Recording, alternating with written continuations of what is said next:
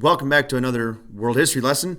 We're going to take a look at World War II today, which is a conflict that, depending on where you want to start it, can begin all the way back in 1931 or more, as you see in this timeline in front of you, begins in 1939. And we'll talk about the differences between those. So let's start with just some key terms here as usual. So if I go through these too fast, just remember you can pause the video or you can go back to this. But first term here is appeasement, and that is giving in to aggressive demands. Then you got atrocity, which is a wicked or cruel act. You got banzai charge, or charges, and these are suicide charge attacks carried out by the Japanese as a last attempt to try to defeat an enemy. You got crimes against humanity, which is a deliberate act to cause human suffering and death on a large scale. And then if you put that in the context of a war, you've got a war crime. So an embargo is just when you stop trading with another country. Usually you do it because you don't like what actions they're taking. Then you got fascism, which is a political philosophy that puts the nation above all else. This is what you'll think of if you think of the Nazis, if you think of Benito Mussolini, Spain. Japan usually gets labeled as this, but they're not really fascist. They're just heavily militarist, or at least the prototypical definition like this is not, well, I guess it kind of goes with it, but they're not the Western style of fascism that's in Europe. And so you're going to have that. You're going to have a focus on sometimes a race, like in the Nazis' case, a master race. You're going to have really simple solutions for complex problems. It's going to be a lot based around the economy, and the government is going to sponsor a lot of job creation in partnership with businesses and stuff like that. And a lot of it's going to be geared to the military. Then you got firebombing. This is where you use bombs that are incendiaries to go and blow up stuff, with the goal that the fire is going to spread from place to place to place and whip up a firestorm at times, which will burn a whole city down. Instead of using conventional bombs that don't, that just have a concussive blast and might cause some fires, but not enough to spread throughout a whole city. Then you got a kamikaze. This is another suicide attack on the Japanese side of things. This is a plane attack. This could be because you're running out of fuel. You go and try to blow yourself up into a ship. Or at the end of the war, they purposely put extra explosives in those planes to go and blow them up into ships. Or it just might be that you've been shot in some way and you're going to try to take out the ship before you crash into the water. And then last but not least, we got unconditional surrender, and this is when you give in to all the demands that the people that are defeating you require. And so usually when you go to surrender, if you think of like a bank heist or something like that, you might have them give conditions like, oh, we'll let hostages out if you give us this thing, or if you do this and that. That's a conditional surrender, and what you see going on with those, the hostages in the bank heist or whatever. An unconditional one would be the police don't give in to any of those and say, no, you're going to surrender and we're not going to do anything, or else. So those are the key terms that we should know. There are going to be plenty of other terms that come up in this that you're going to learn as well. These are just the key ones that kind of don't come up and get explained as we go through the lecture and as we'll go through our activities over the next few weeks. So causes of World War I. Well, it really stems from, causes of World War II. It really stems from World War I. And it all goes back to the Treaty of Versailles. And you can kind of see this with the political cartoon on the bottom right here, if you can see that cursor. And what happened was the Germans got blamed for World War I, even though they didn't necessarily cause it. And they didn't like that. They didn't like all the peace terms of things that they had to do, the huge debt, the not having the military, and they felt they got betrayed and all that stuff. And so they really wanted to push back against that. And so they did not like losing their land and all that kind of stuff that we saw when we looked at World War I. And so that gets them to be upset about this. As well, the Treaty of Versailles set up the League of Nations, which was a great idea on paper, but in reality, it did not work as well as intended, partially because the U.S. wasn't in it, partially because the people in it didn't want to do the things they needed to do a good job. And then you got a global depression that happens. This was happening in Germany beforehand because of hyperinflation, which you can see in that picture there, where people are making their clothes out of the money because it's worthless. They're wallpapering their home with that. They've made building blocks for their kids because their money just isn't worth anything. But then you have a global depression that then hits with the U.S. stock market collapsing, which leads to markets all across the world collapsing, and that allows for the rise of fascism and military-type governments because they can solve the issue of not having enough jobs because they're going to do a ton of government spending to build up those militaries and stuff like that. Okay, and then last but not least, you have alliances, and those are going to be the Axis powers on one side. You might think of the evil people of Germany or the Nazis, Italy, and Japan. And then on the Allied side, you have Britain, France, the Soviet Union, and the U.S. We come in late, just like we did with World War I, but from the beginning, we've been on the side of the Allies. We didn't give the Germans any supplies at any point at the beginning of the war. Also, you'll notice in our little picture here on the right, you'll see there's actually a little orange under or behind Stalin, and that's because he was actually kind of with the Axis powers a little bit to start with, in that at the start of the war, he signed a peace treaty with Nazi Germany to not attack each other and as well to both take over Poland, which we'll see here in a little bit. So he's partially on the bad side to begin with, but once the Hitler invades, he's fully on board with the Allies, and it's a full effort to push the Nazis, Italians, and the Japanese out. So World War II begins. Again, this is where now it can be debated from what I said in the beginning. You can say that it begins in 1931 when Japan invades China, if you want to go all the way back to then. Most people don't. Most people will say it's more 1939 when things began, especially because they look at the Western European conflict on it a lot. But, I mean, if you're talking to China, they're going to say kind of World War I began back in 1931 when terrible things were happening. And so Japan invaded central China, and they had this, they massacred the region of Nanjing, or Nanking, and yeah, a lot of terrible things happened there. Hundreds of thousands of people will die, and reports were coming out of that to the rest of the world. The U.S. tried to put embargoes on them, which then just upset the Japanese more, and the League of Nations was going to do stuff against them, and then Japan just said, yeah, that's a good idea. You can do that to us, but we're going to just back out and call it good. So they back out of the League of Nations, and they can't do anything to stop it.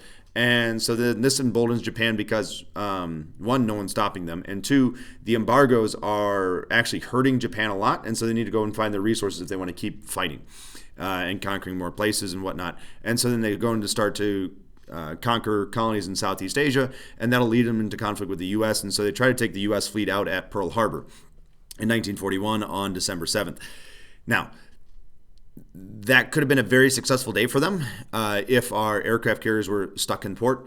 They were not. They were going doing training exercises, and they actually didn't do a lot of damage to the ships. Those ships got fairly readily repaired, and we were able to go out and start fighting them in full force. But this is what brings the U.S. into the fighting. It really, you could say, we stayed out of the war for a couple years. We tried to be at peace for things. The U.S. didn't want to get involved, especially in the European theater, but this is going to force the U.S.'s hands to get involved. So let's shift over to the European theater. So in Europe, Italy has conquered Ethiopia by 1935. The League of Nations, again, didn't do anything, or at least not much, to stop it. And so no one really has a stomach for fighting and telling people to stop doing things because they don't want to have a World War II. So they follow this policy of appeasement that we talked about earlier, and they just keep giving in to these aggressive people. And that only leads to those aggressive people going and taking more and taking more and taking more. And so eventually they take too much. So Hitler invades Austria, and they go, okay, that's okay, Hitler, but no more. Then they take over Czechoslovakia, and they're like, well, okay, we understand that one too, but you got to stop. And then they take over Poland, and that was the final straw. The Allies, Britain and France, could not stand for that, and so they declared war on Germany, and that begins the war in Europe, which is when a lot of people say the war officially began and all that stuff. So U.S. is going to stay out the first couple years until 1941 when they get hit, and really it's going to be 1942 when the U.S. really starts getting involved because it happens in December 1941 when Pearl Harbor happens. So, also, bottom left there. Top left is actually a picture from Nanjing. It's unfortunate, all the stuff that happens there.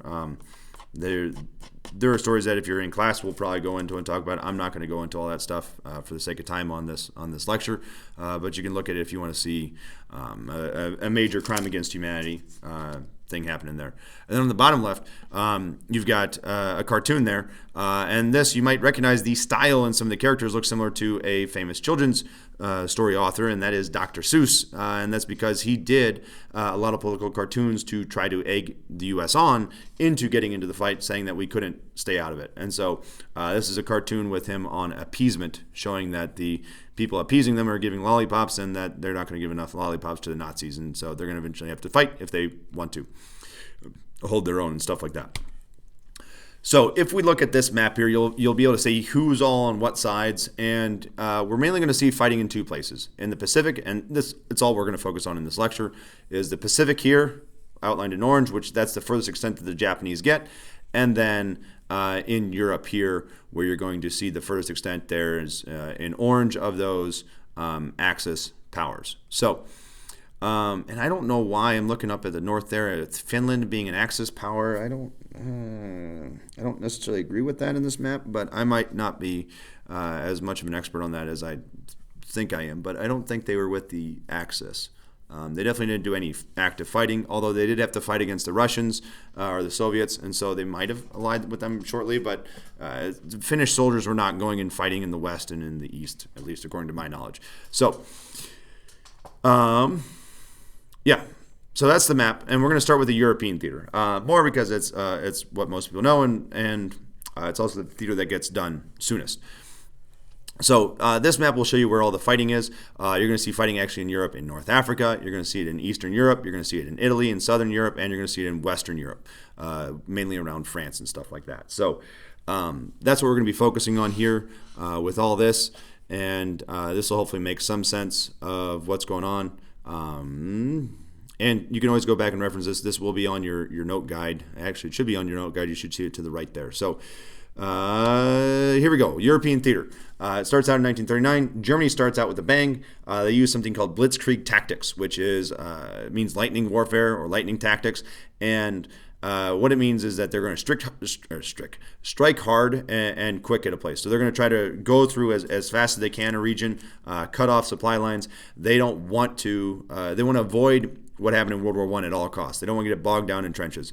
And so they're going to throw a massive amount of troops and armor and everything else at a country to take them out as quickly as they can.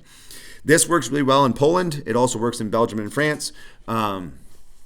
And most people say this was like a very successful strategy, although there are some things more recently that I've seen that actually shows that blitzkrieg was actually a terrible option for the Germans, and that their goal for a quick war was actually causing more damage than benefit.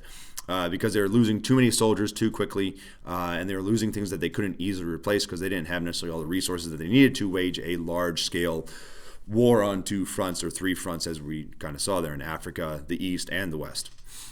So that's the initial part of the war, and everything's kind of going in the Nazis' favor, and it's going to go into the Nazis' favor pretty much until, well, 40 is like the first major setback when they try to take out Britain through an air war over the English Channel called the Battle of Britain.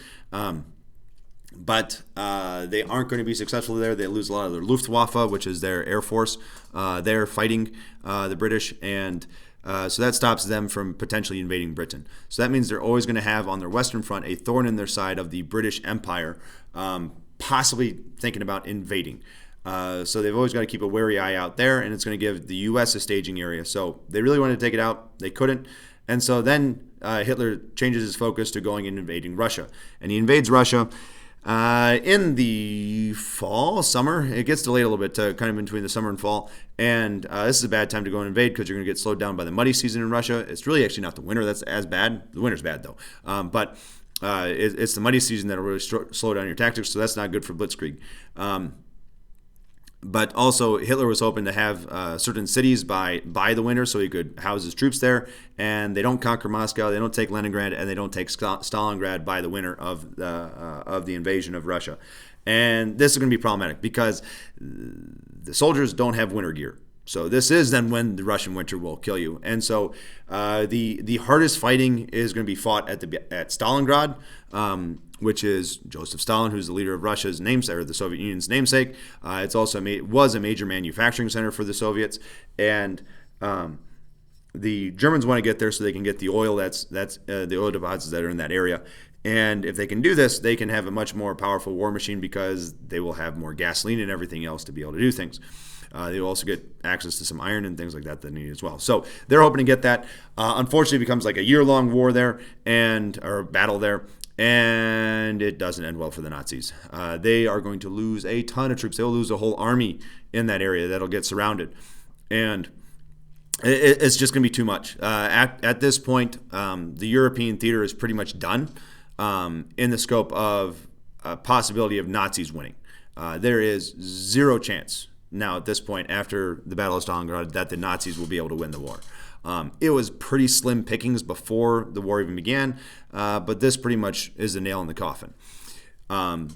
Mostly because of all the energy that was expended there, but also 42 to 43, you are now getting the U.S. The U.S. is becoming heavily involved in what's going on. And so in Africa and Italy, the U.S. is going to get involved there.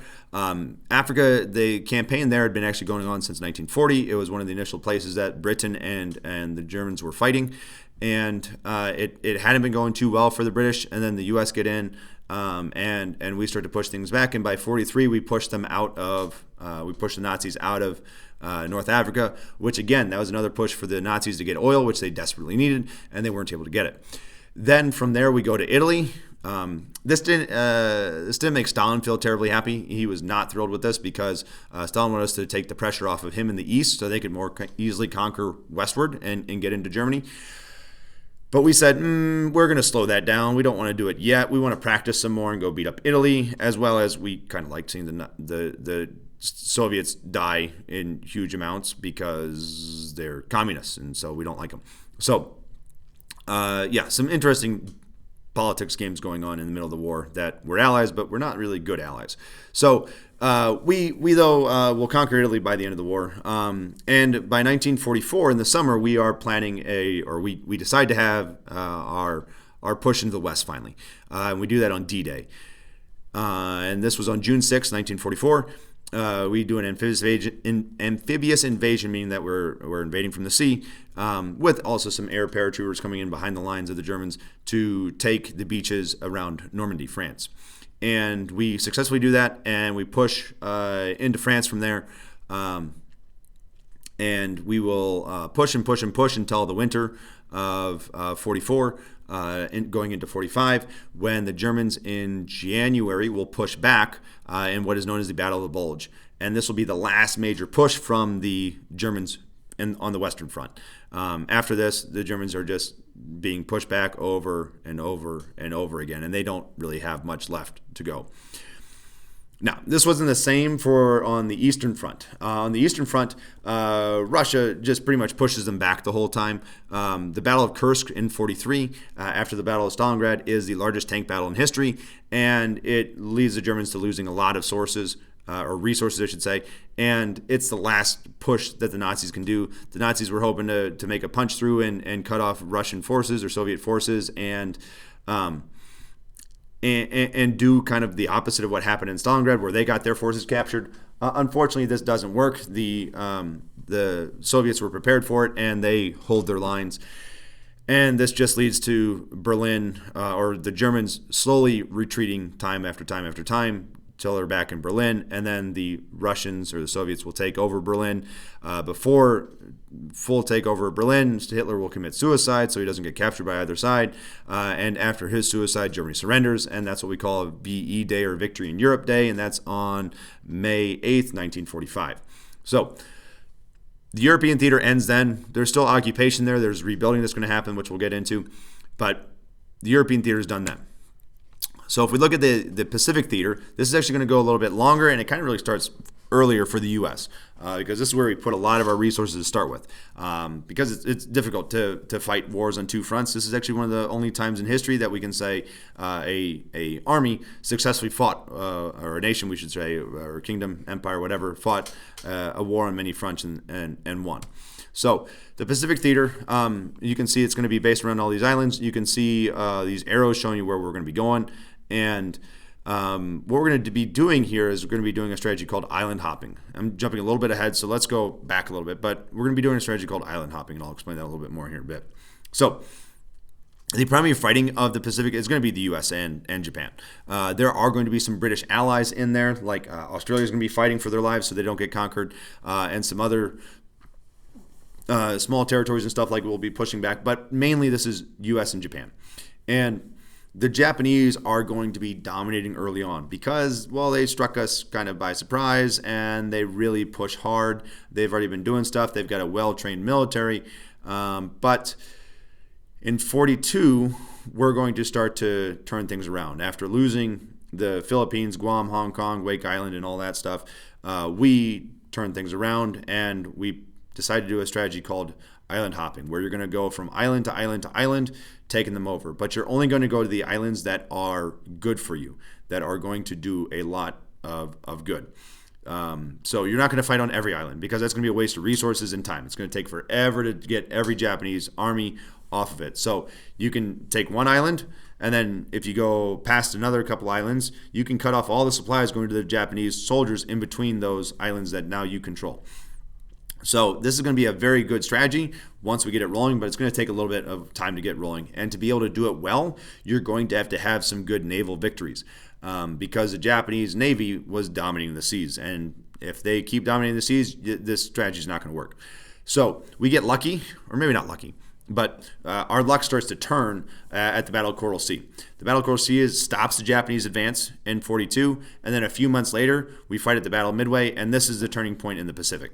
Notice both turning points are pretty early on in the war on both sides. And that's because the Axis powers just didn't have the resources to compete. In theory, some people have argued that the United States could have won World War II all on its own because we were that big of an economy.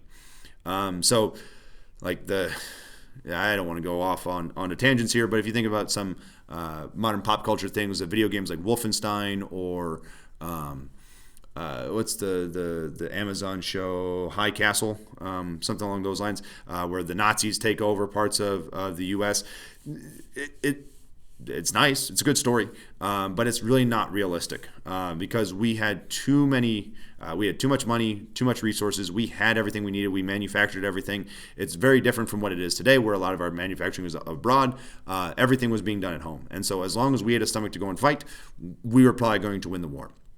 So the Japanese fleet after Midway is absolutely decimated. It's actually payback for Pearl Harbor because a lot of those pilots and ships that participated in the attack on Pearl Harbor were at the Battle of Midway. And so, the Japanese just can't replace it. Whereas we can replace the ships we lose early on and the ships that we lose through the war, the Japanese just can't replace them. And so what happens is as we go into 43, 44, 45, the fighting gets more and more desperate for the Japanese, and we're going to see the bloodiest fighting of the war. It's bloodier than what's going on except for maybe what's going on in the Eastern Front with Russia and the Nazis, where they're just throwing bodies at each other. But this is going to be some of the hardest fighting of the war, where Japan is going to throw out all their stops to try to hold things at all costs. So they're going to do banzai charges against soldiers committing suicide on their way to just try to take more U.S. soldiers out to make it so that we don't want to go anymore. They're going to do kamikaze attacks to try to take out ships because they don't have enough ships and they don't have enough good pilots. And so they're going to fly their pilots into those ships to take them out. But those things aren't going to work. They're going to cause a lot of damage. We are going to look at Iwo Jima and Okinawa later on and see the damage that was done there in terms of lives lost on both sides. But we are going to win back the Philippines. We're going to take over Iwo Jima. We're going to take over Okinawa. And both these islands are super important for us to be able to bomb Japan directly without using carriers to send bombers. It's also going to allow us to fly fighter pilots in there to escort the bombers. And when we take Okinawa, it's also going to allow us to use the atomic bombs, which are a little bit heavier than normal bombs. And so it's nicer to leave from there than from Iwo Jima. As well, if we need to, if we didn't have the atomic bombs, Okinawa is going to allow us to go and invade mainland Japan, which was a strategy before we decided to drop the bombs and cause Japan to surrender. Before dropping the 2 nuclear bombs, though, on Hiroshima and Nagasaki, we were bombing Japanese cities, trying to take out all their manufacturing, and we did a pretty decent job of that, but also we took a lot of civilian casualties out. I mean, there's an insane amount of people that died civilians, non-combatants in this war. And it's not just in the Pacific theater. This also happens in the Western theater with the bombing of cities to take out things. There were no surgical strike bombs like we have today, or missiles that can go and hit a pin.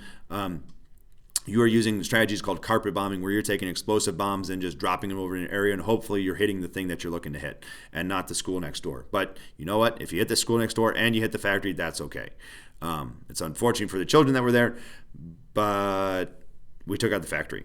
So because that kind of bombing that wasn't always effective, what we then switched to, especially in Japan, is we went to the fire bombing, where we used incendiaries that would light their homes on fire, light their buildings on fire, because a lot of their buildings are made out of wood. And so those fires are going to spread pretty fast. The most infamous was the firebombing was the bombing of Tokyo, which led to a firestorming with tens of thousands of people dying in a night. So that's the Pacific theater. It's going to end after the bombings of Hiroshima and Nagasaki. Japan will call for an armistice, and then they'll sign a surrender on August 15th, 1945. So that's the end of the Pacific, and that's the end of all the fighting in World War II. It's going to lead after World War II, because of all the terrible things that happened. We're going to have a war crimes trial in Europe. It's known as the Nuremberg trials because they're based in Nuremberg. And then the Pacific theater's trials are going to be the Tokyo trials, which are based in Tokyo. They're going to put the people on trial that were the leaders of both these countries to show that this stuff should never happen again. The laws that they are being charged with breaking did not exist before the war. So it's actually kind of illegal in a legal sense of what we did. But we decided that we kind of have to break that precedent because of how terrible this was. And we want to make sure that no one ever tries to pull this stuff again. Like, for example, the Nazis doing a Holocaust. We want to make sure they don't do that again, and the people that perpetrated it get punished.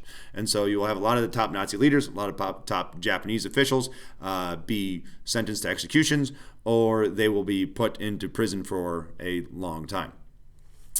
The one exception to this is the leader of Japan. The absolute leader of Japan was the emperor, and he was spared because there's kind of an emperor worship that happens in Japan.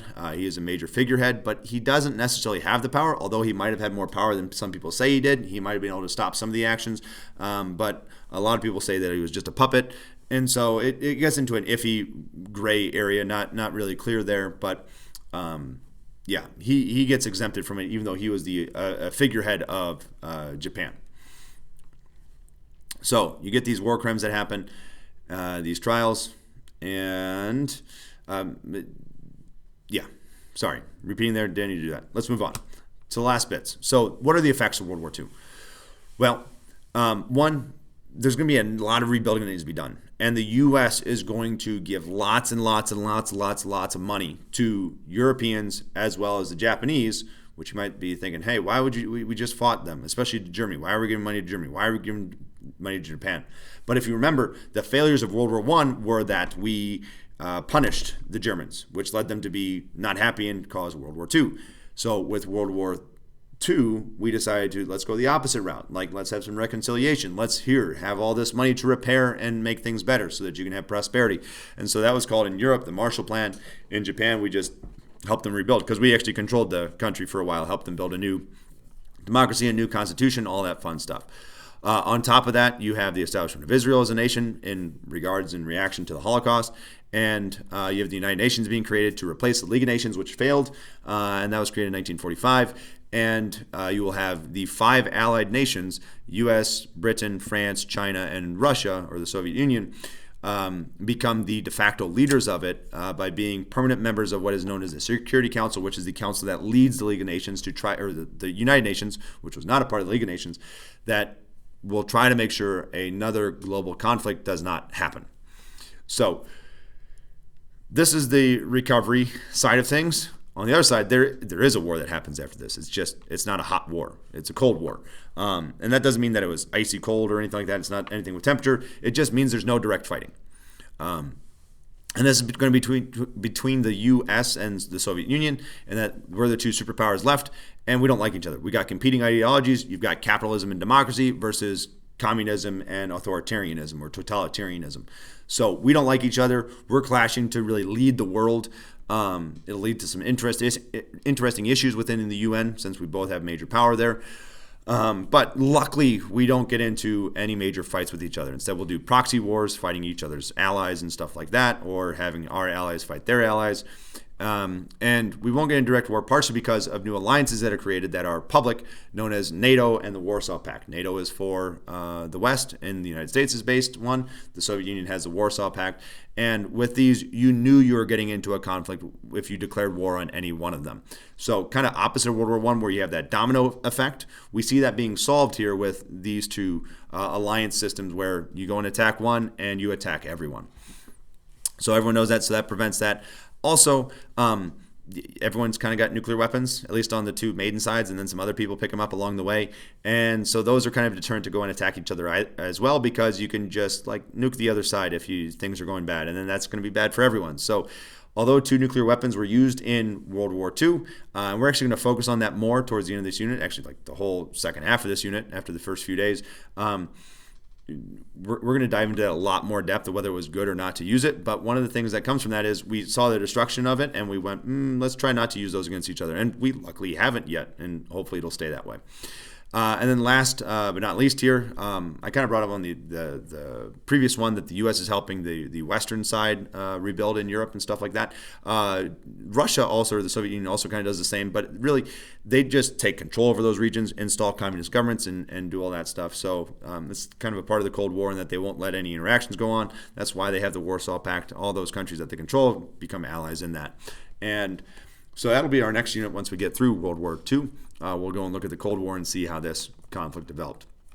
And that's kind of everything with World War II in a nutshell. There's a lot more we can go into. You can go into, it's endless. You can go into multiple college level classes on this and write doctorates on just certain events in it and not have learned everything. So for our nutshell overview, that's kind of everything with World War II.